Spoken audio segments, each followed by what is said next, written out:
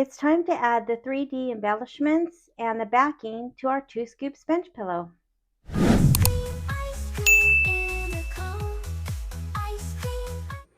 I am ready to put the embellishments on before I add the backing and the binding. All of the embellishments are far enough away from any seams that I can add these first and then add the backing and the stitch in the ditch. So there are the 3 little cones that go onto the cart, the little stick that goes for the ice cream bar, and the little sprinkles beads that go on the ice cream, and the cherry goes on the sundae. And so I can do all of that and then tie off on the back so that I don't have to have those coming through the back of the quilt. Now I am going to do one other thing. I noticed that when I change this to ice cream is always a good idea, which I still love, and I put an exclamation at the end, there's a tiny little space, and when I look up close I can see that there's a space, but when I look farther away it looks like this says ideal, and it's kind of hard to tell that that's an exclamation. And so what I'm going to do is I pulled out some pink embroidery floss, and I'm just going to find one that kind of matches the background, and I'm just going to use the 6 strands and kind of loop it through and over that, so it gives the appearance of a little bit bigger space so that you can tell that that is an exclamation. And so I think, I don't have exactly the right pink, but I think I'm going to use this. This kind of matches the light pink background, and I think it's just that little tiny, you know, 1/16 of an inch that needs to separate those. So I think I'm going to use this one. Now, the one other thing that I actually had forgotten about was this ribbon.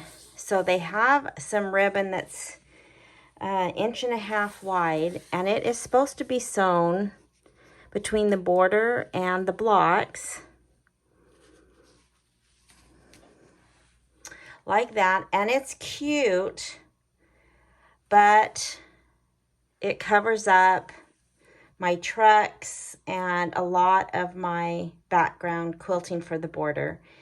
And so this needs to be, I mean, it can't be too far over because then you know, start covering things. And so even if I were to move this over right next to the cherries, it covers too much of my border. And so I am going to forego that. It's cute, but to me it's, you know, it doesn't make it or break it for me. So I'm going to save that for something else. Now, I thought about this, that if I would have remembered, I could have possibly made the border a smaller design, put this on, and then I would have maybe not covered up, you know, 1 inch or more of this. But even doing that, if I were to have made this a 3-inch wide, you can still see that ends, well, that would have ended about right where this ribbon ends, and that might have worked, but I didn't do that. And again, that is cute and I like the ribbon, but to me it doesn't make it break it. So I am just going to leave this off and use that for something else. All right, so I'm going to get these embellishments put on, and then I'm ready to put the backing and the binding on.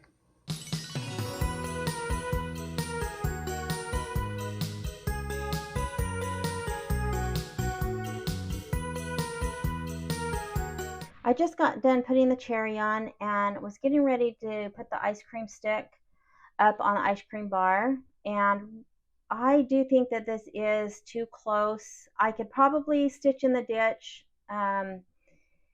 and be okay, but I'm awfully close to the top where I'm going to be putting my binding, and so I am just going to wait and put this on when the quilt is completely done. It will have the backing and everything done, and so this will be the only piece that the thread that I sewed on with will be coming out through the backing, but that's how I'm going to do that. I am also going to be using just embroidery floss to put the buttons on, I'll just use 3 strands and tie those, you know, once up, loop it through the button, and then tie a square knot onto the back.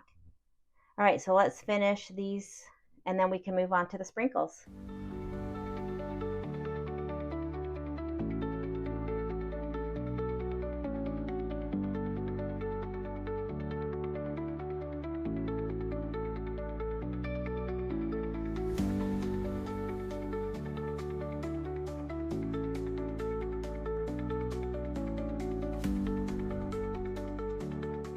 So I'm starting to sew on the sprinkle beads, and I do not have a needle small enough to go through these beads. I looked, and even my little tiny needles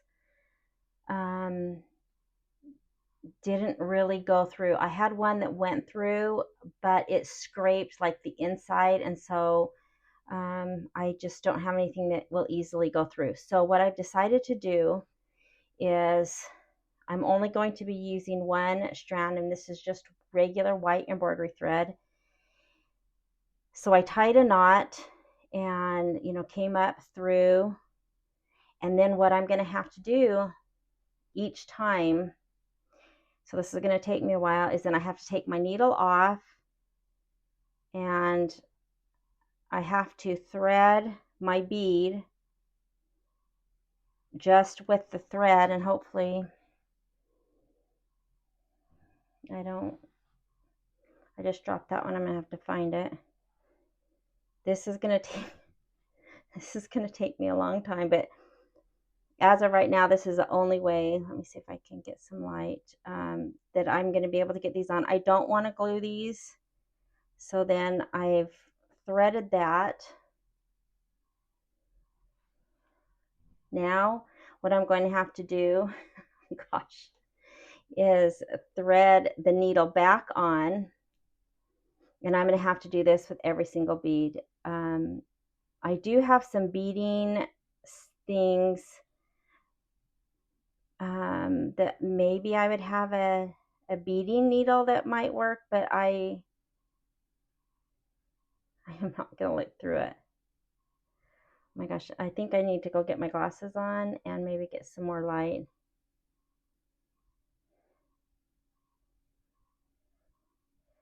So then I threaded the needle, and then I'll just put that bead down and kind of aim it the way I want it to go.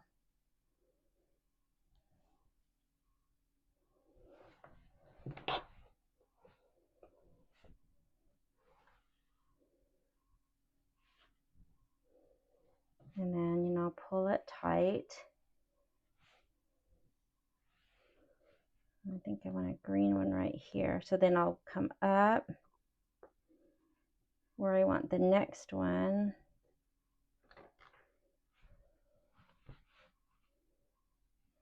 And then I'm going to have to do that again. So I'll have to unthread the needle, get my bead.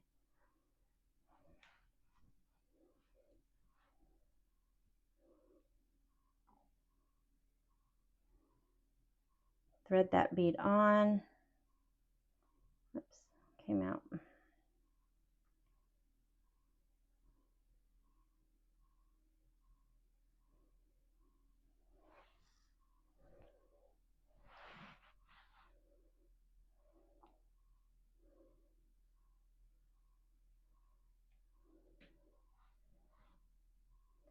Decide where I want that one to go.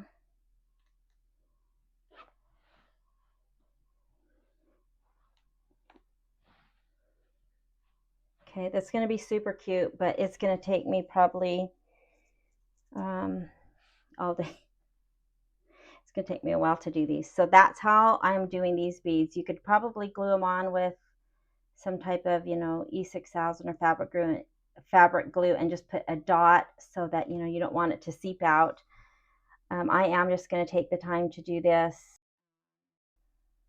and it'll end up super cute. All right, so I am going to finish that.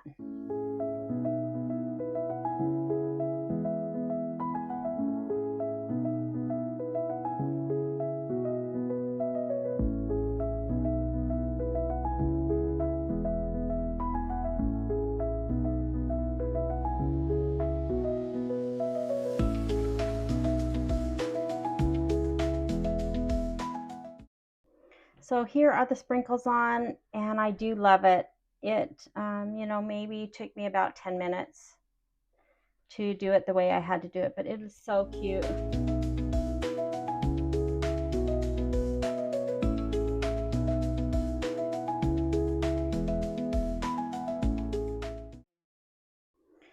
I'm ready to back my quilt, and I am going to be using muslin as my backing. Whenever I do a wall hanging, I usually don't use the fabric that they've included for the backing when I purchase the fabric kit. I think that's just, for me, not really needed. No one's really going to see the back, and I don't mind that the back would be just a plain fabric. So I use just the muslin that I use for my stabilizer, and I do use 2 layers because it's, you know, it's pretty thin, and so I have it doubled up, and I have the kind of towards the end of a piece that I've been using. I usually cut my stabilizer from, you know, the selvage. Here's the 2 selvages, so there's a fold, and then I will just cut to fit, you know, my different hoop sizes. And I'm towards the end of a large roll, and it actually happens to fit the width of my quilt just perfect. So again, I have 2 layers. I am going to cut this with about 1 inch around bigger than my actual quilt. And then I will pin or clip, and I will stitch in the ditch.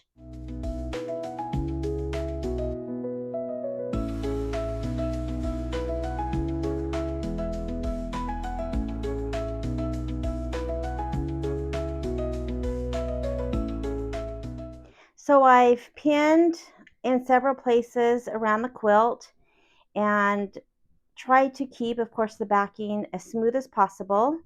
I will be stitching first all of the vertical lines. I'll start from the center of the quilt and then kind of work to the right in all of the vertical seams, then come back and do the left. Then I will spin the quilt and start doing all of the other seams and trying to keep the back as smooth as I can. I will be using this mono poly thread and bobbin, and it's just a clear, super thin, like fishing line type thread, and so that will be the best when stitching in the ditch so that it's less noticeable. All right, so let's start this top. I've also decided just to use a regular open toe foot, and that has seemed to be a better foot for me when stitching in the ditch. I have a couple of the Stitch in the Ditch presser feet that have a guide that you're supposed to run along, but I've actually found I like this one better. So I will just keep the seam right along this middle portion of the foot. There's kind of a clear guide, and kind of watch the needle and just go slow. I will back stitch at the beginning and end of each of the seams. So let's start. I'm starting again in the middle, and I'll work my way to the right.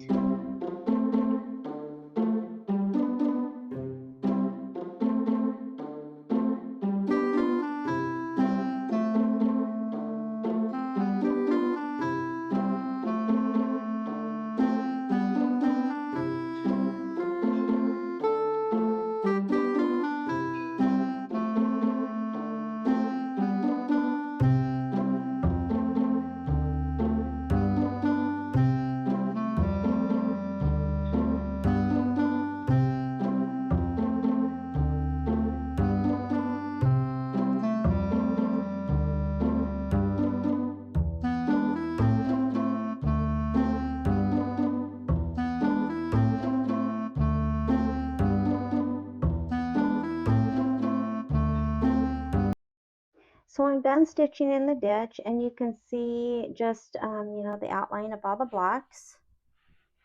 And then I did a stitch around the outside just to keep all of those together. I'm going to trim this excess muslin so that I can get ready to put my binding on. But you can see how good it looks. You can't see you know, any of the stitching. And I'll go through and clip any of the clear mono poly thread. It's hard to actually see where some of that is.